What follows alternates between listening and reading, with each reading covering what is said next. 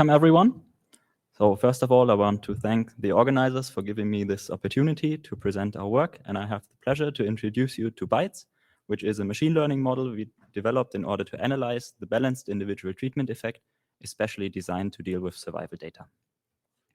So let me come to the main question we want to answer here, and it is whether a specific causal action, which could be a treatment or some kind of clinical intervention, actually improves the conditions of individual patients. And let me start with a small example here. So we can look at breast cancer patient treated with hormonal therapy, which is shown here on the right, where we have the survival probability plotted against the survival time in months, both for the treated population, shown in blue, and the control population, shown in orange. And this is data generated by the German Breast Cancer Study Group. And we can see that the difference between the two lines is actually statistically significant, which means that the hormonal therapy on average improves the survival of the patients.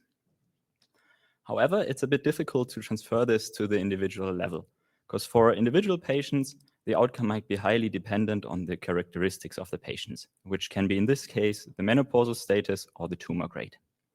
So what we actually want to know is, can we make better recommendations than just administering the treatment for all the patients? So can we improve the survival by making individualized recommendations?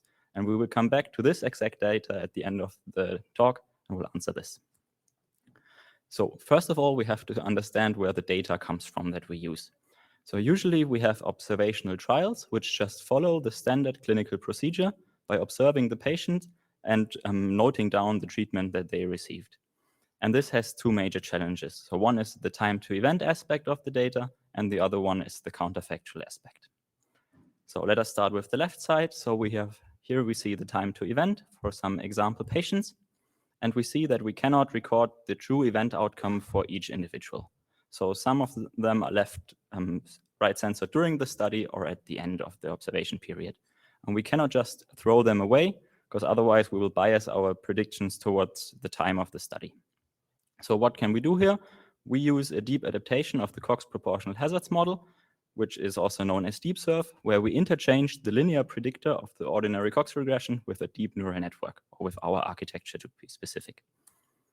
And what we receive there is for each patient, we associate each patient with a hazard rate for this patient, and this gives us an ordering in the patients, which we can then associate with the baseline hazard function to get the survival probability for each of the patients.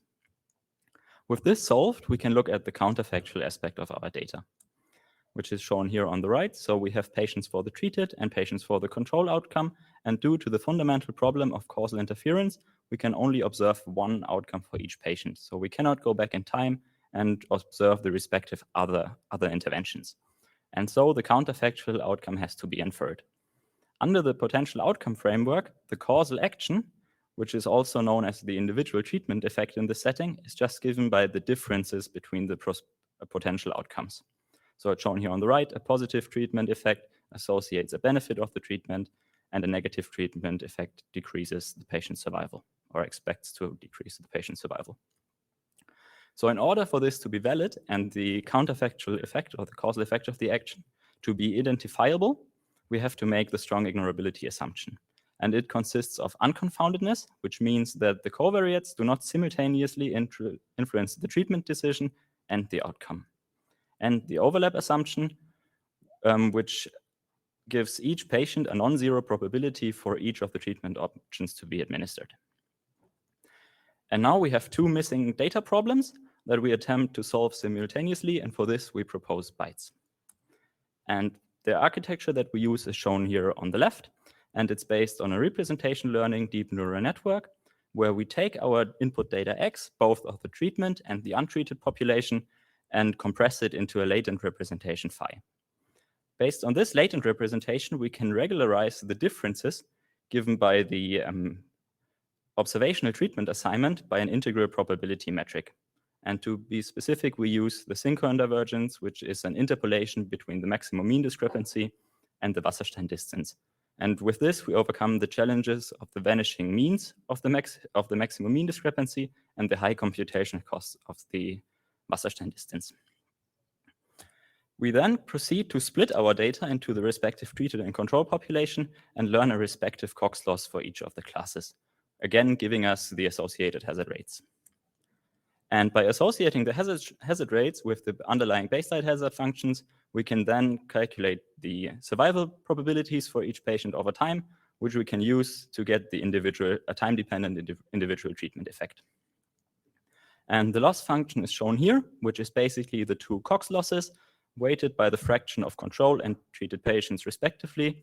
And then we add our integral probability metric scaling to it. And the strength of this has to be optimized in a hyperparameter search.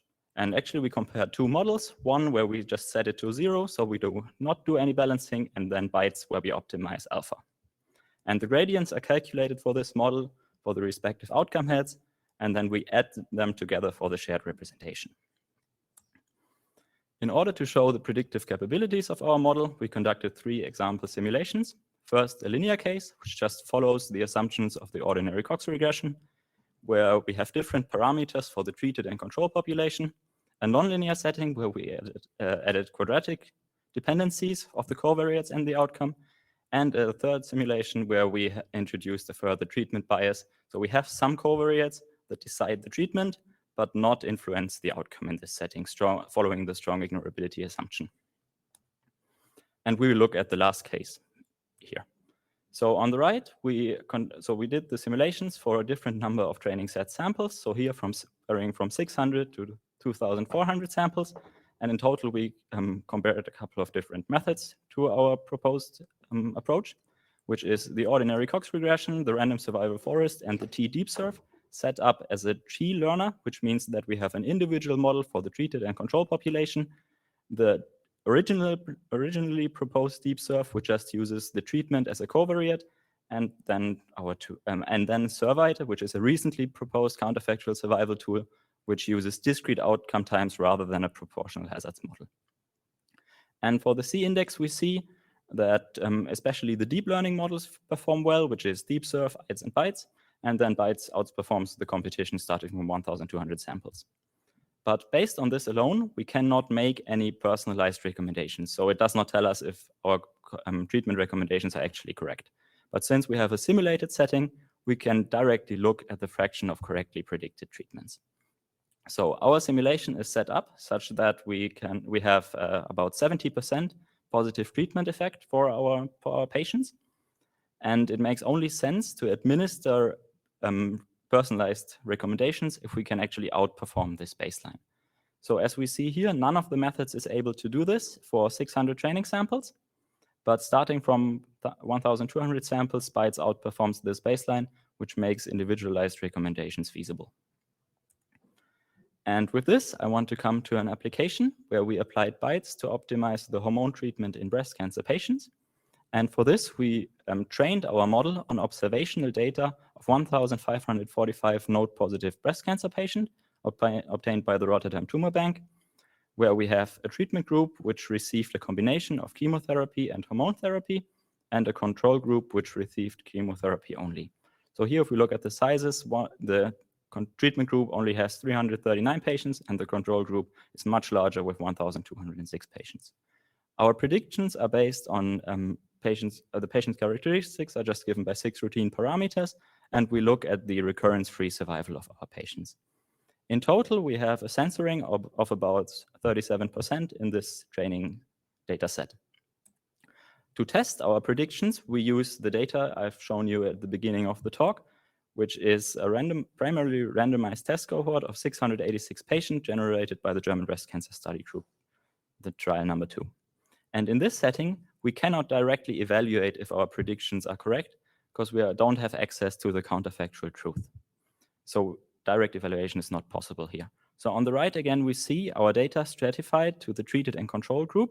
And what we can do now is stratify the data with respect to our recommendations or anti-recommendations that we made. And this is shown over here. And the blue line shows the bytes recommendations, which actually outperforms the survival of the treated group. And the differences between the stratified data to recommendation and anti-recommendation is even more significant, while predicting the treatment only for about 83% of the population.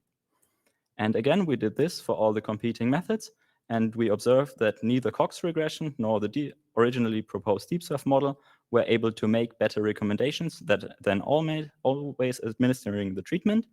And random survival forest, ITES and BITES were actually able to increase the discrepancy between these, the recommendation and anti-recommendation group with respect to stratifying the data to treatment and control, while recommending around 80%, the treatment for around 80% of the population, so reducing the overall treatment administration.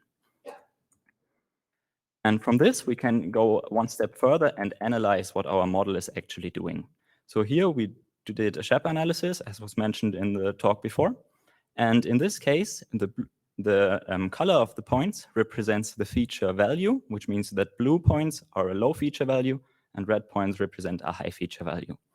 And since we are in the survival setting, the value of the SHAP analysis, so the SHAP value, a positive SHAP value represents an increase in the hazard rate, which then translates to a decrease in the patient's survival. So just as a consistency check, we can look at the number of positive lymph nodes, which we can see here in the upper column, which has the largest impact on survival. And the red points, which represent a large number of lymph nodes, are associated with a decrease in survival, which is what one would expect. The same is true for the age. But now we can not only look at the two outcome models, so the treated and control arm independently, but we can rather combine them and look at the differences between the two plots. So if we look at the grade, we see that the negative effect of high tumor grade, which is grade 3, which are the red points, is substantially mitigated in the group without hormone treatment, which is in line with a recent study by Dara and colleagues. And if we go one step further, we see that we observed an increased risk of the death and reoccurrence in postmenopausal breast cancer patients, which is represented again by the red groups for one, that had not received hormone treatment in this case. And on the other hand, we see that premenopausal patients, which are shown here by the blue points, actually show an increased benefit from adjuvant hormonal therapy. And both of these findings are in line with a recent study by Lee et al. And with this, I'm at the end of my talk, and I want to mention the conclusions. So BITES can adapt deep neural networks to analyze the counterfactual survival problem. BITES can adjust for treatment selection biases, which are given by the observational trials, and BITES can provide individual personalized treatment recommendations, as we have shown both in a simulated setting and on this real data example. And with this, I want to thank my co-authors who made this work possible from the University of Regensburg, the University of Kiel, and the University Medical Center in Göttingen. And the code for all of this and for BITES is available on GitHub, and it includes automized hyperparameter optimization, so it's really easy to use. And with this, I'm at the end, and I want to thank you all for your attention.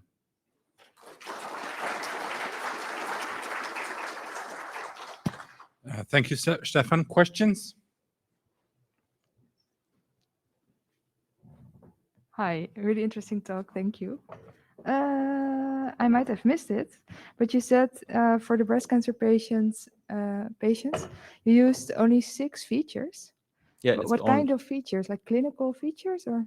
Yeah, it's based on these electronic health records that we analyzed in the SHAP analysis. And I was wondering, do you think other features, like maybe even genetic features, could also be input in your model, or does something need to be changed before we can do that? So for this, I think nothing needs to be changed. You just need to change the layout a little bit to make the layers have an appropriate layer size for this. And then you can basically input all of this data directly into the model. If you want to use image data, though, you might have to change the layers to convolutional layers. Oh, that makes sense. I think, especially for the shared representation. Is there someone else with a question? Otherwise, I have another question. No, okay. Because if I remember correctly, you based, again, the breast cancer study on a clinical trial? Yes. So the treatments were assigned randomly then? For the training data, we have an observational setting, which means we just took the treatment assignments as observed by, or as decided by the clinicians. And then for testing our assumption there, we used a randomized trial to prove that we can actually be better than administering the treatment Oh, everywhere. right, then I missed So it. this is really important for this causal setting. Exactly, because I was going to ask, like, how do you compare to a physician's choice? But that is exactly what you did. Well, nice. Thank you. Thank you. Other questions? Well, I had one more. So in your survival graph with the BITES recommendation and anti-recommendation, was that on a test set? This is on a test data, Okay. yes. Okay, so that's and then a bit before you said that you could outperform the baseline from 1,200 samples, and for the method to be useful, is that just enough to just outperform the baseline, or do you have to reach some performance before you can really say that this is clinically relevant? So for this to be clinically relevant, I don't know what the exact requirements are, but theoretically, it only makes sense to deviate from the 100% treatment assignment if you can be better than the proportion of patients that are benefiting. So for a But clinical by setting, how much before you would, a doctor would say, yeah, that I that think is it something depends meaningful to do? where exactly this fraction is or where we expect it to be. So if it's at around 50%, I think every improvement would help. But if it's around 90%, then I think you need to have at least some significance for your predictions to be valid, because it's just so straightforward to just administer the treatment for everyone. Okay.